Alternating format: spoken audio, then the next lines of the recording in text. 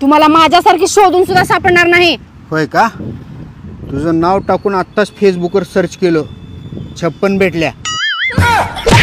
ज्या पोरी खऱ्या प्रेमाच्या शोधात असतात, काय माहित त्यांना माझा भाऊ का दिसत नाही. आयुष्यात त्या लोकांवर कधीच विश्वास ठेवू नका जे कुठलाही प्लॅन केल्यावर सरळ सरळ हो किंवा नाही म्हणायच्या ऐवजी बघू असं म्हणतात. शेवटी शोधलाच ग्रुप ऍडमिनला मराठी शब्द टोळी मुकादम. सुनी, बोला की. तुला कुठं शॉपिंगला जायचे आहे आणि जर पैशाची गरज पडली तर भीक माग, पण मला पैसे मागू नको. किती वाजल्या बघायसाठी मोबाईल घेतला होता.